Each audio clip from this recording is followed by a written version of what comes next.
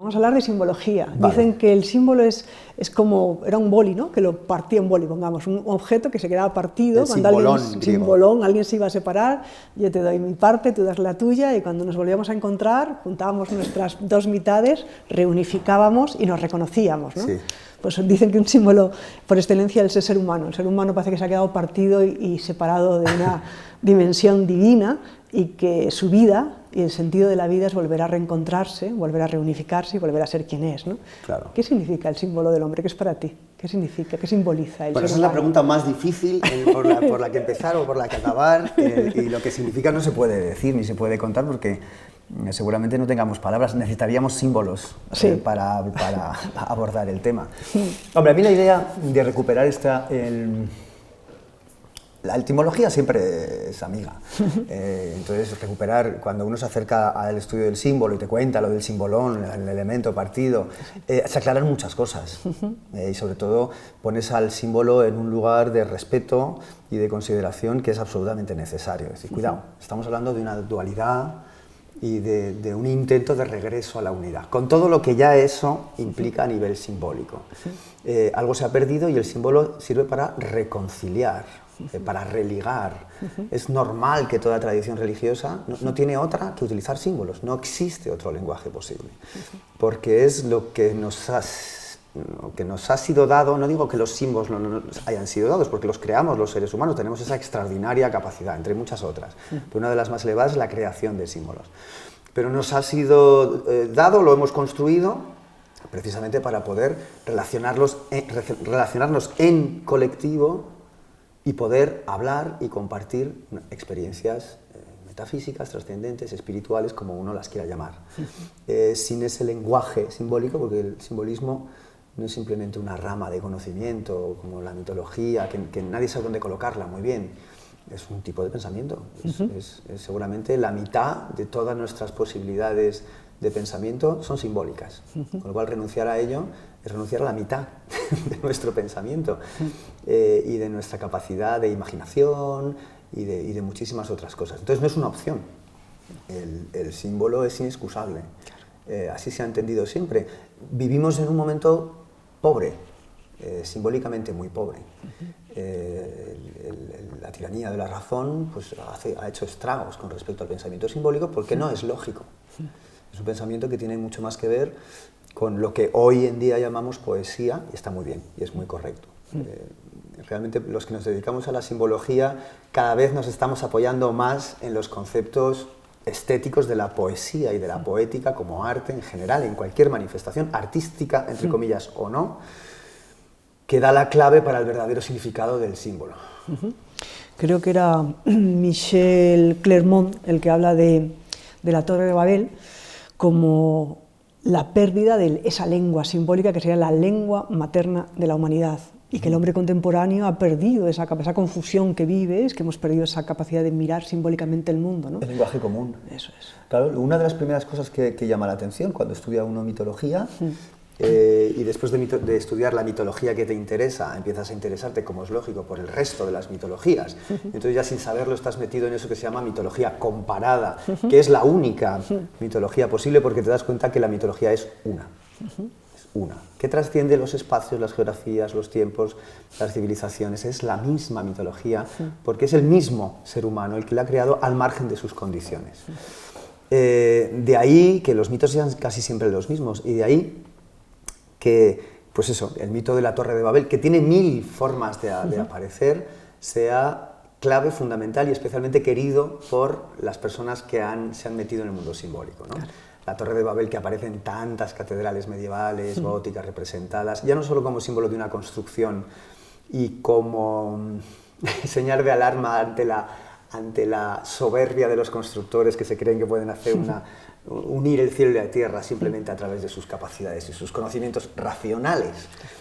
Lo más interesante de la Torre de Babel y el tema de la confusión de las lenguas, como aparece en el Escorial, no es que se hayan creado lenguas, es decir, si se han creado lenguas, ¿qué es lo que hablaban antes? Claro, ¿qué es lo que había antes? ¿Cuál es la lengua única, común, a la que cada uno ha dado su propia respuesta? Y en el fondo siempre es la misma, ¿no? Para un arquitecto constructor serían el número o la la música como lenguaje universal, que sigue siendo un lenguaje universal. Y en cualquier caso, tanto los números como la música siguen siendo un lenguaje simbólico, es decir, el único lenguaje posible es el poético, el simbólico, el metafísico. Entonces cada uno va desentrañando el símbolo, supongo, en función de la purificación de ese ojo del corazón o el intelecto que decía Spinoza, porque se pueden hacer muchas lecturas, ¿no? Cada uno hace su propia... Pero no hay un peligro de convertir el símbolo en un ídolo si no se llega a su última significación, o no hay distintos grados como de escala. El símbolo siempre tiene que ser un medio, y sí, efectivamente, uno de los grandes problemas de la religión es que han tenido grandísimos símbolos que se han convertido en objeto de culto, y efectivamente es idolatría. Claro. Es muy fácil convertir a un símbolo en un objeto de idolatría. Claro. No, el símbolo siempre es un medio. Es un medio, tiene que ver con el concepto de logos. Claro. El símbolo es un logos, une dos cosas, el simbolón, una vez más. Entonces, en ese sentido, pues claro, conviene tener claro que el símbolo está hecho para experimentar. La experiencia es la clave simbólica, exactamente igual que en la poesía. ¿No? Como decía José Hierro, una poesía, yo escribo poesía cuando ya no tengo palabras que formen estas ideas, porque lo que quiero transmitir no es una información, quiero transmitir una experiencia. Entonces no me queda de otra que la poesía, ¿no? Cuando las palabras ya no valen. Pues con las propias palabras pienso de otra manera y construyo sensaciones, experiencias, imágenes, etc. Siempre es un medio y nunca se debe dar por definitivamente conocido. Cuidado, todas las alarmas con respecto a creer que un símbolo es un signo o un código. No, nunca, jamás. Desgraciadamente hay una mala comprensión del mundo esotérico muy frecuente y tremendamente mercantilista que lo simplifica porque genera un atractivo, ¿no? Lo críptico, lo enigmático, ¿no? Se piensa que lo esotérico, que es una palabra muy bella y muy mal comprendida, es lo misterioso, lo oculto, lo secreto, y esto genera como una especie de morbo y fascinación. Y estos entornos que fomentan esta visión utilizan muchísimos símbolos que no saben, que no comprenden, que no les interesa en verdad, porque parece que son claves secretas para comprender nada, mentira, es todo mucho más fácil, mucho más cercano, mucho más bonito y mucho más humano. El símbolo, lo sepamos o no, estamos manejando símbolos todo el tiempo. Estamos generando símbolos y utilizándolos todo el rato. Pasa que luego hay como simbologías en los distintos cosmologías o cosmovisiones de las sociedades arcaicas o de las estructuras sapienciales de la humanidad, hay como unos símbolos universales, ¿no? Como que parece que esos símbolos tienen una capacidad de producir una reminiscencia más potente, ¿no? Es decir, la montaña, el árbol, la cueva, la gruta... Aquí, totalmente, aquí es que la naturaleza es el símbolo. El gran... Está allá. El gran libro, para muchos, ¿no? ya está todo allí. Claro. No es simplemente... No, es que es la lectura simbólica, es la natural. El confrontarse con la dimensión natural del ser humano, igual ya no es una opción, es inexcusable, pero ya no solo por conservar los fundamentos más elementales de la subsistencia del ser humano en el planeta, ¿no? Que ahora ya estamos en esas. No, para lo espiritual, lo primero, ¿no? Si existe algo trascendente, es la propia naturaleza, sobre todo bajo la visión del hombre. Entonces el hombre, toda mitología, como sistema de símbolos, lógicamente su primera fuente es la naturaleza, sí o sí, y es perfecta, porque es tan rica, que es tan fácil generar símbolos naturales, que lógicamente la montaña, el sol, el ave, el pájaro, el río, el agua primordial de todas las tradiciones, es garantía. Y siempre es la misma, ahí, claro, al margen de que nuestras circunstancias geográficas sean distintas, el planeta es el mismo para todos. Entonces, hablemos un poquito para poner ejemplos concretos, ¿no? De lo que es un símbolo tradicional y universal, como puede ser... ¿Cuál? Una cosmogonía así, creadora, la nuestra, vamos a nuestra tradición. La tradición judio-cristiana, semita, la Biblia, ¿de dónde el Génesis? A ver, ¿qué son esas aguas por las que sopla el espíritu? Bueno, el Génesis es especialmente complicado. ¿Es complicado? Cuidado, porque el Génesis... Génesis... Nos vamos a una más fácil, una cosmogonía como que podamos ver los elementos. Todas, hay otras más sencillas. El Génesis, nosotros tenemos un problema con la Biblia, sí. Un problema terrorífico, y es que no está escrita en la lengua en la que manejamos, y no conocemos esa lengua. Claro. Eso es una barbaridad y nos pasa una factura terrorífica. De hecho, para otras tradiciones espirituales o religiosas supone un punto muy débil, difícil de defender, pero como esta gente maneja unas sagradas escrituras en una lengua que no entiende, y que es la traducción de la traducción de la traducción. Cualquier traducción es mentira. Parte del símbolo es la forma. Cualquier palabra es un símbolo en sí mismo, y es un símbolo desde su semántica, es decir, lo que significa, a cómo se pronuncia y cómo suena. Es decir, que si el Génesis está escrito en hebreo, bíblico antiguo, y es Bereshit, Bará, Elohim, o sea, pues es que esas palabras ya me están diciendo cosas simbólicas, su aspecto estético, su forma, su manera de pronunciarse. Nosotros todo eso hacemos... Entonces cogemos un texto revelado por un poeta, magnífico poeta seguramente, y de repente lo traducimos al latín, y del latín al castellano, del castellano... Y dices, ¿qué me queda de lo que querían contar? Ya no solo el significado, insisto, sino de todo el poder poético de las palabras, de la evocación de los sonidos, etc. Entonces, por eso tenemos dificultades. Ahora bien, bueno, es un texto tan conocido que efectivamente pues es de una riqueza, y sobre todo es un texto muy... El Génesis 1 y el 2, para mí mejor el 1 que el 2, es un texto muy ortodoxo simbólicamente, o sea, no está poniendo grandísimas innovaciones, es decir, que casa muy bien con muchísimas otras tradiciones y mitologías, y por lo tanto es un terreno en ese sentido, y pese a todo el problema de la traducción, bastante seguro. El Génesis es bellísimo y complejísimo. Sobre todo el Génesis 1, insisto, con esa idea de que al final lo último que se crea es el ser humano, y que con el ser humano se completa la creación. Ese es el final de la creación, ¿no? El hombre pleno, hombre y mujer, a imagen y semejanza, al cual se le dispone, es decir, que no es exento, no está el mundo y el hombre, no. Todo esto culmina en el hombre. Y luego con esa idea envidiable del séptimo día y del sabbat, que esa ley deberíamos apropiarnos todos de ella, ¿no? Hay un día en el que para el séptimo día no eres tú ya, no hace falta que hagas nada, no depende de ti, no creas que depende de ti, esa es la gran ley de la humildad. Génesis 1 tiene maravillas, y luego todo ese principio, ¿no?, de separación dual, el cielo, la tierra, ya el propio nombre Elohim, ¿quién es? Es plural, es singular, esa sucesión de divisiones a escalas distintas, ¿no?, porque al principio parece que han hecho el sol, y no, la luz del principio no es el sol, porque el sol lo hacen después, ¿no? Con lo cual te ponen un orden de cosas maravilloso, y esas expresiones traducidas, ¿no?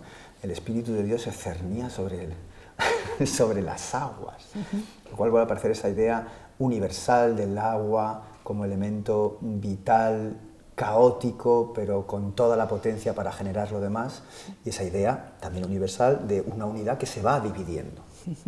Todo es una sola cosa que se divide para alcanzar un plano de manifestación. Es de una riqueza y de un contacto con todas las otras tradiciones maravillosos. En el fondo, puedes coger la teogonía de Hesíodo y hay infinitos puntos en común. Hay muchos, ¿no? Se reproducen también, veo mucho el tema del sacrificio, ¿no? del purusa, ¿no? O cuando quedan como partidos, ¿no? Y de esa creación, o sea, de ese primer ser manifestado de repente. La división es trágica. Sí.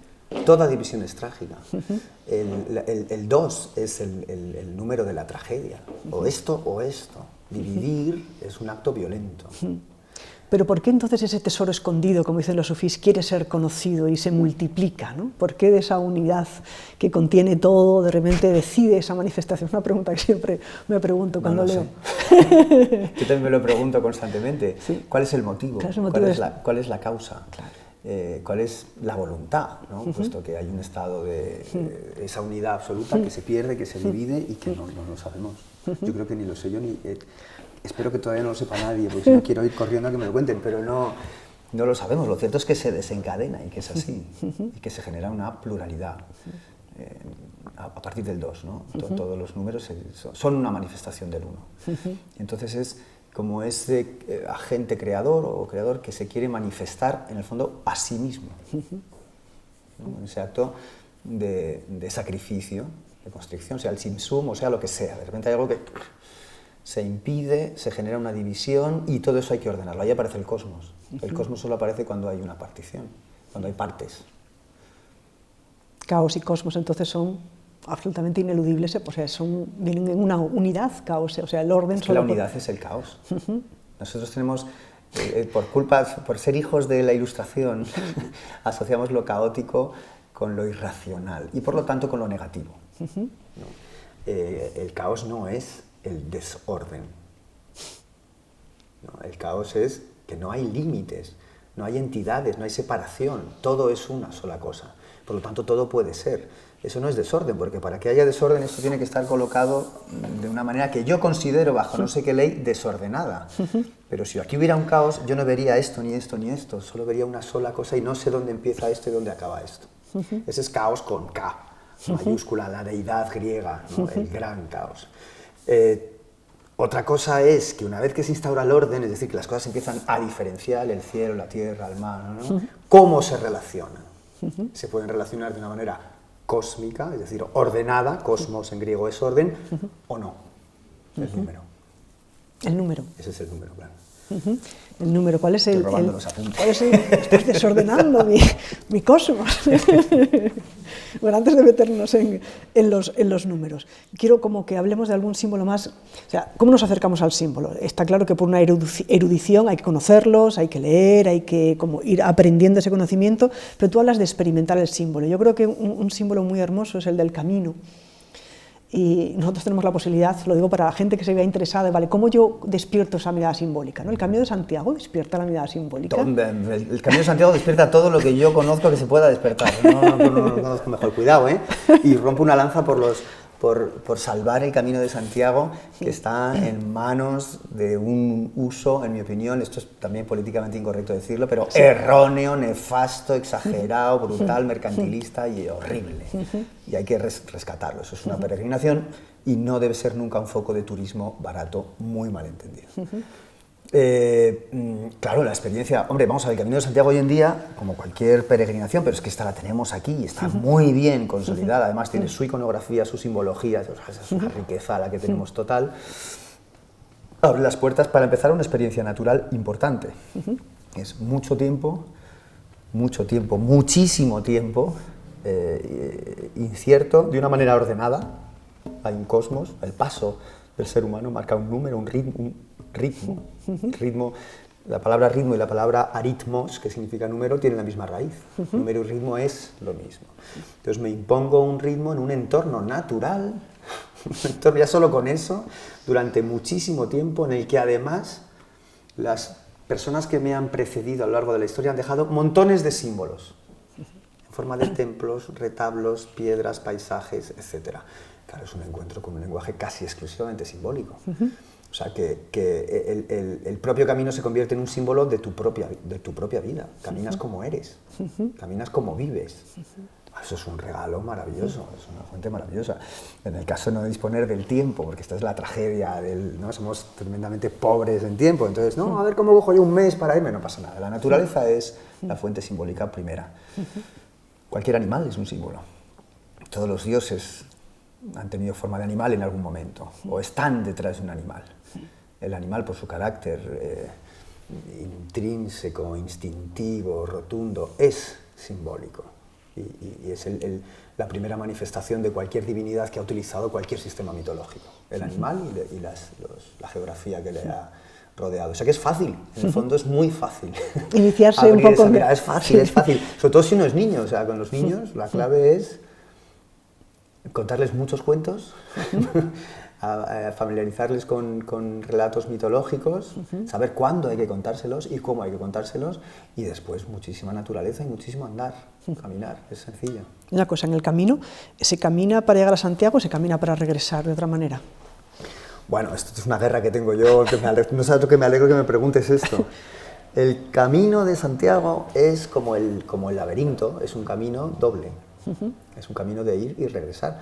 El Camino de Santiago pretende ser una experiencia de iniciación. Es una iniciación ¿a qué? A lo que uno se tenga que iniciar, a nada en concreto. Cada uno tenemos que iniciarnos a lo que nos toca, ¿no? E indica un cambio. Entonces el proceso de cambio siempre vuelve a ser una dualidad. Tengo un orden, tengo que pasar por el caos para encontrar un nuevo orden. No se puede pasar de un orden antiguo a un orden nuevo sin pasar por el caos. Ese es el precio, ese es el sacrificio, esa es la muerte sacrificial. En este caso me sacrifico a mí mismo, pero tengo que, en otras palabras, morir para nacer.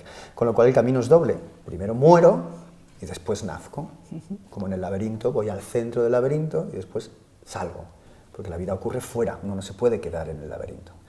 El Camino de Santiago es un camino de ida y de regreso, es decir, uno tiene que ir. Esto despierta a veces rechazo, pero es que es así. El peregrino del siglo XII que iba a Santiago y regresaba a su casa, no se cogía un ave ni se cogía un avión, que es una grosería, porque la mitad no lo hace, estás perdiéndote el nacer. Solo te vas y te quedas ido. Claro. Es peligrosísimo. Entonces, tan importante es el camino de regreso como el de ida, que es donde recoges todos los frutos y construyes tu nuevo nacimiento. Cuando uno muere, uno no es nada ni nadie. Cuando uno nace, no es nada ni nadie, que es maravilloso, es el caos. Puede ser todo.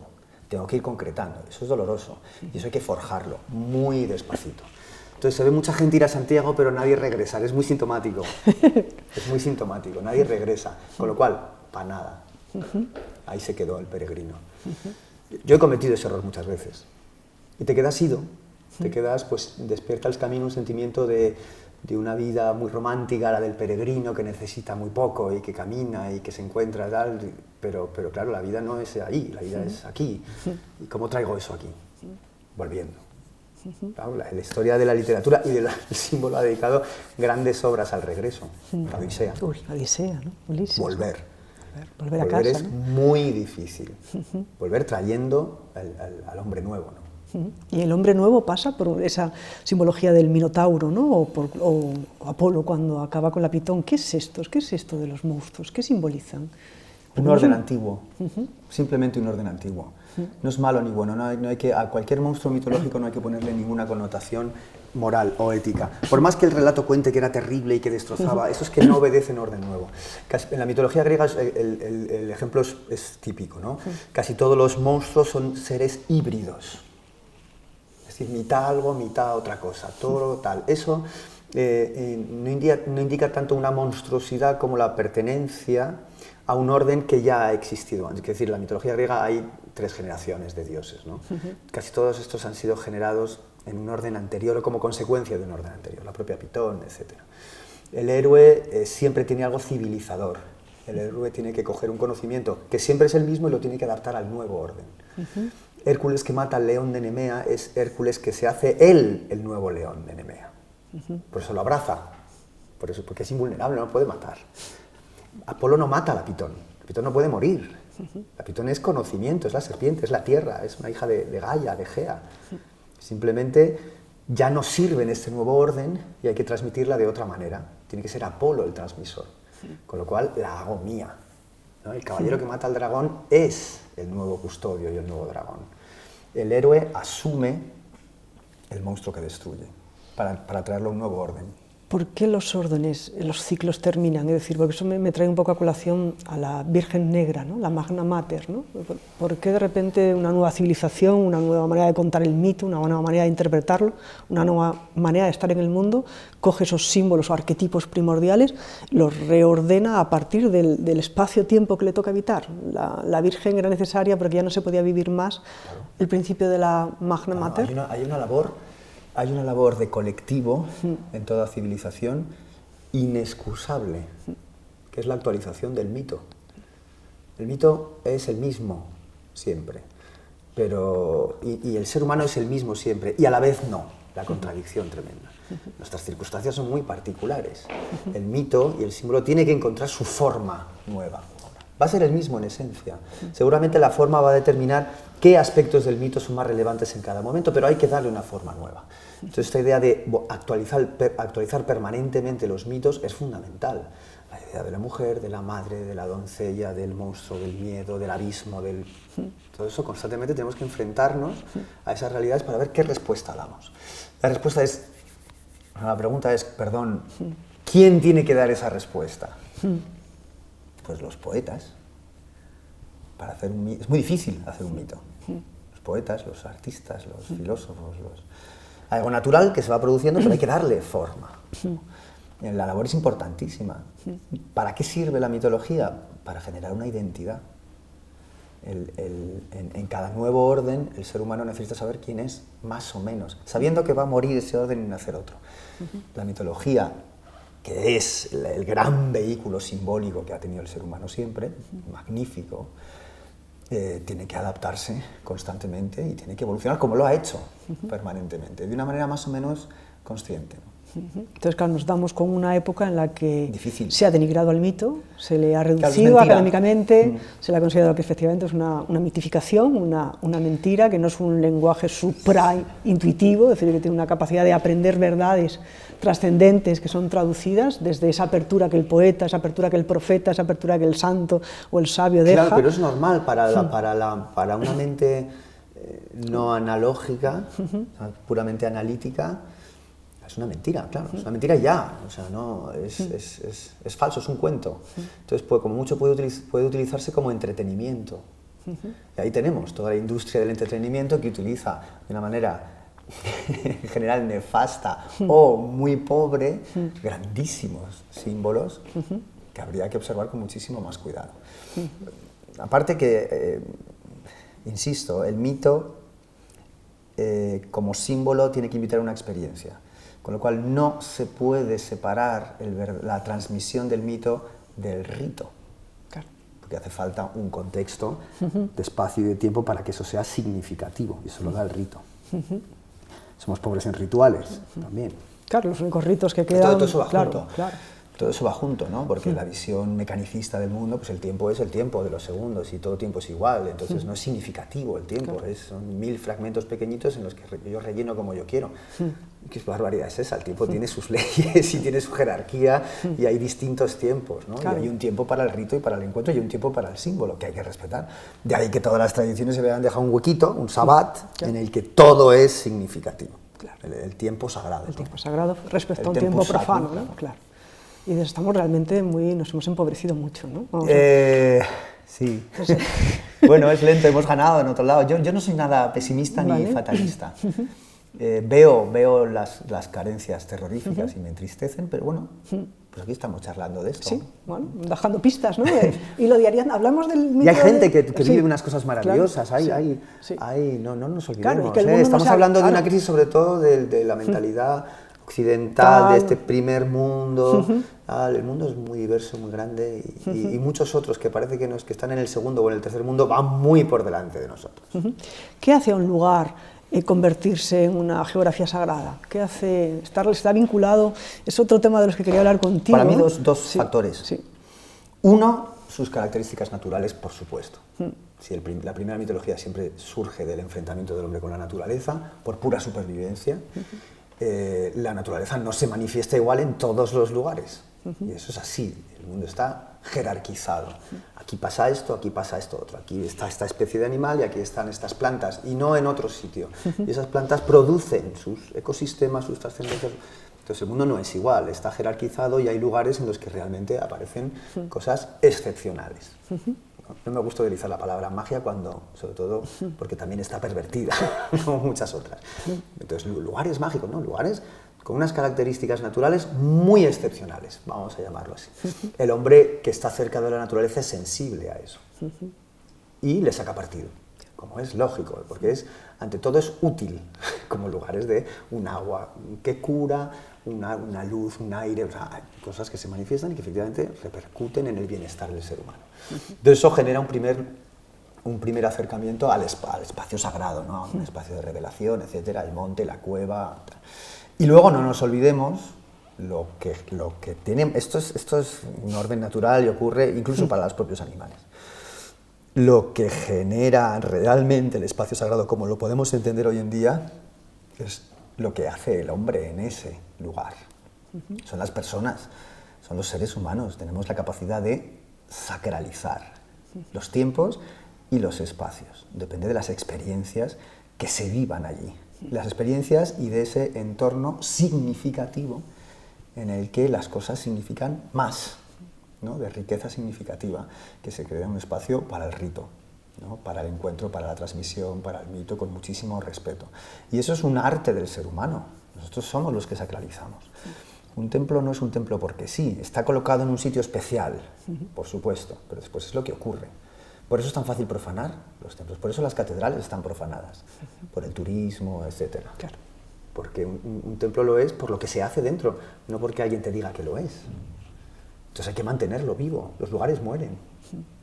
Los lugares y los espacios mueren, ritualmente mueren, si no se practica dentro lo que se tiene que practicar. Entonces esto es terrorífico. Ahora mismo es terrorífico, es decir, ahora mismo ¿qué se está escapando? Han caído las pirámides, han caído las grandes catedrales, han caído porque vas allí y primero no entiendes muy bien los símbolos que hay, ya no tienen nada que ver contigo, los desconoces, ya no se practica el rito para el cual eso surgió y además tienes que pagar una entrada y te dan una audioguía. Y ese es el rito, ¿no? Escuchar que en el siglo XVIII se hizo este retablo. ¿Qué es que hemos hecho? Si hablaran las catedrales, si hablaran, es una tragedia. ¿Cuál es el simbolismo del templo cristiano? Hombre, el simbolismo, como de casi todo templo, y en el cristianismo de una manera más acusada, el templo es el hombre. El templo, y cuando digo el hombre, con todo lo que eso significa, seguramente si el cosmos entero, entendido como macrocosmos, y el cosmos entero, entendido como microcosmos, es decir, el ser humano, el templo es ese artificio que es un espejo tanto para lo de arriba como para lo de abajo. Es decir, es el puente, el pontífice, ¿no? que me recuerda que yo soy eso mismo, ¿no? En el hecho de que la tradición basilical, tan típica del cristianismo y de la Iglesia católica, las plantas de las iglesias estén hechas en cruz latina, es evidente. Vamos a ver si el símbolo cristiano es una cruz latina, que se distingue de la cruz griega en que es antropomorfa, justamente. Es decir, la idea del hombre está ahí, tal cual. Si el mensaje original y puro del cristianismo y el lugar en el que coloca al hombre es impecable, y para mí el más lúcido. ¿Qué es el Cristo, entonces? ¿Qué es el Cristo? Claro, el cuerpo de Cristo, la eclesía, la asamblea, la comunidad. Somos el cuerpo de Cristo. Y eso se materializa en el templo, que tiene forma de cuerpo de Cristo. Es bellísimo. Es bellísimo. Es bellísimo. Y lo que se entrega allí es el cuerpo de Cristo. Es redondo. La propuesta es magnífica. Otra cosa es cómo la cuenten y cómo se viva y lo que se ha hecho con eso. Claro. Pero la propuesta es brillante, es muy brillante. Yo lo voy a decir sin ningún pudor. La mitología cristiana y especialmente la mitología católica, que cuando digo mitología parece que estoy atacando. Los católicos muchas veces se sienten ofendidos porque ¿qué es mentira? No. Es decir, cuando digo mitología es el sistema de símbolos y los relatos y las católica es brillante. Es la suma de una serie de recorridos y que ha catalizado además muchísimas tradiciones y es brillante. Las tradiciones cristianas tienen una baza enorme que están jugando a nivel religioso e institucional en general muy mal, mitológicamente y simbólicamente. Desde esas cosmovisiones, esas mitologías, esa simbología cristiana, ¿cuál sería la posición del hombre respecto a la naturaleza? Porque se ha acusado mucho a la Iglesia Católica de ser una de las causantes por su interpretación de la Biblia, de un hebreo que no se conoce, de que el hombre sometería a la tierra, cuando creo que hay traducciones distintas, que es más como un guardián. ¿Cuál sería la posición del hombre respecto a la naturaleza? Que creo que antes un poco lo has relatado, ¿no? Al ser la consecución del plan de creación, ¿no? Es como la última... el sello, ¿no? Entiendo que por lo que aparezca en las Sagradas Escrituras pueda ser polémica esa visión y muy fácil de interpretar mal. Es cierto, porque sí que hay una ausencia, ¿no? La creación está al margen del hombre y tal. Cuidado, que si nos vamos al Génesis, que en sí mismo no es cristiano ni quiere ser cristiano, aunque tiene una dosis de potencia cristiana evidente, que se ha utilizado muchísimo, pues volvemos al primer capítulo del Génesis. Es que no es aparte de, es consecuencia de. El hombre es consecuencia de todo lo demás. Todo se crea para que llegue hasta el hombre. Le da un lugar primordial, pero no separado de. Esto es muy importante, ¿no? Entonces, esto es como le ocurre a William Blake, ¿no? Blake entendía que la naturaleza casi no existe sin el hombre porque el hombre es el que la trasciende. Esto es muy polémico decir hoy, porque parece que sin el hombre la naturaleza existiría, sí, pero ¿quién es consciente de esa naturaleza? ¿Quién entiende la naturaleza como un símbolo trascendente? Solo el hombre. Es decir, que hay una dualidad hombre-naturaleza muy interesante, con la contradicción de que el hombre forma parte de ella, pero tiene una responsabilidad y una función con respecto a la naturaleza, que es leerla, interpretarla y que sea vehículo de trascendencia. Sí, nombrarla in divinis, ¿no? Como dice que claro. el maracacosmos se abre a través del centro del corazón del hombre que la nombra, se abre a... Claro, y después descubrir esta idea de la naturaleza como el espacio sacro. El espacio sagrado, que es la de muerte sacralizada. Que es lo primero. Claro. Entonces, el regreso y la reconciliación con la naturaleza pasa por sacralizarla, sin ningún romanticismo, con la visión, con lo que es la naturaleza, maravillosa y cruel, luminosa y oscura, terrible y apasionante, sublime, a veces no bella, a veces horrible, pero a la vez sublime. Entonces hay que enfrentarse a ese misterio, ¿no? La naturaleza tiene casi todas las respuestas. Entonces no creo que haya una religión natural, pero sí hay una simbología natural. Claro. Que la encontramos en casi todas las mitologías, ¿no? Cuando tú hablas de mitología no se puede construir de otro sitio. Vale. Todas las mitologías se construyen en base al mundo que los me rodea, versos naturales, ¿no? Sí. Se puede. Hay algo que querían, ya estamos más o menos acabando, que me parece muy hermoso, que relaciona un poco con la teoría que creo que también te gusta mucho a ti, de la música de las esferas de Pitágoras, ¿no? Parece ser que hay algunos astrofísicos últimamente han observado la proporción áurea en los ritmos lumínicos de las estrellas, ¿no? Entonces uno se pregunta, ¿podría el cosmos estar sonando y brillando en una misma partitura? ¿En qué consiste esa proporción áurea? Y de alguna manera, ¿hasta qué punto eso que sucede en el cosmos, en esa música, está realmente percutiendo en el ser humano y quizás por no abrirse a ello no estamos en armonía? Me encanta la pregunta. La música de las esferas es una maravillosa quimera y así tiene que ser. Esto es como, hay un verso de Machado, hay una poesía que se llama El Loco, que describe a un señor que está loco por un camino, que huye de la ciudad y tal. Y de repente dice que el loco va por un camino persiguiendo lo que él llama un sueño delirio en lontananza. Va por un camino, la ciudad le parece un horror, y además luego dice, purga un pecado ajeno, ¿no? La cordura, la terrible cordura del idiota, de la ciudad. Y este se ha vuelto loco, lógicamente es un loco porque está solo y nadie tal, pero busca algo, y busca algo sublime. En una árida llanura, un sueño delirio en lontananza. Bueno, la música de las esferas es el sueño delirio en lontananza. No puede que no exista, no sé, pero es que no es un destino, es una dirección. Eso es la música de las esferas, es sobre todo una dirección. Es como Santiago de Compostela. Es un destino, es una dirección. Hace falta que esté, sé que es por ahí. Lo importante va a ser mientras yo voy. Y voy por allí, pero Santiago al final, por eso es tan decepcionante llegar a Santiago.